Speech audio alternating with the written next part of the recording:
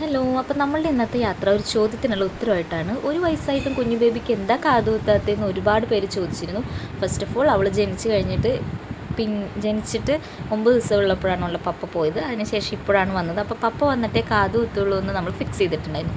Secondly നമ്മളെല്ലാവരും പോലെ തന്നെ കാത് കുത്തുമ്പോൾ വേദന എടുക്കുമല്ലോ എന്ന് വിചാരിച്ചിട്ടാണ് ഇത്രയും ലേറ്റ് ആക്കിയത്.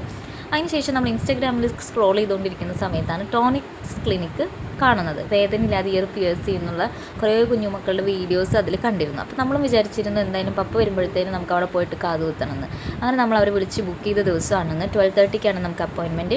അങ്ങനെ നമ്മൾ അവിടെ എത്തി അപ്സ്റ്റെയറിലാണ് ക്ലിനിക്ക് ഉള്ളത്.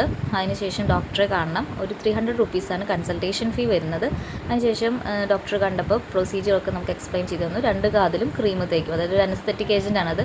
1.5 അവർ നമ്മൾ വെയിറ്റ് ചെയ്യണം അതിൻ്റെ ആ ഒരു പ്രവർത്തനം വരാൻ വേണ്ടിയിട്ട്, ധരിക്കാൻ വേണ്ടിയിട്ട്. അപ്പോൾ അതാണ് മെയിൻ ടാസ്ക്. അപ്പോൾ ഇത്രയും പേരുള്ളതുകൊണ്ട് ഞങ്ങൾക്ക് അവളെ മാനേജ് ചെയ്യാനായിട്ട് കുഴപ്പമായിരുന്നു. അവളുടെ ഭാഗത്തുനിന്നും വലിയ കുഴപ്പമൊന്നും ഉണ്ടായിരുന്നില്ല. അവൾ നന്നായിട്ട് നമ്മളോട് കോപ്പറേറ്റ് ചെയ്തു. അങ്ങനെ നമ്മുടെ ടേൺ എത്തിയപ്പോൾ നമ്മൾ കുത്താനായിട്ട് ഡോക്ടർ റൂമിലേക്ക് പോയി. ബട്ട് വീഡിയോസ് അവിടെ എടുക്കാനായിട്ട് അലൗഡ് ആയിരുന്നില്ല.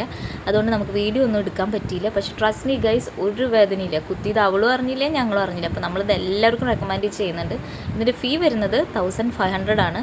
അങ്ങനെ ഹെസ് ബേബി ഇപ്പോൾ കാത് കുത്തി നല്ല അടിപൊളി ചുന്തിരിക്കുട്ടി.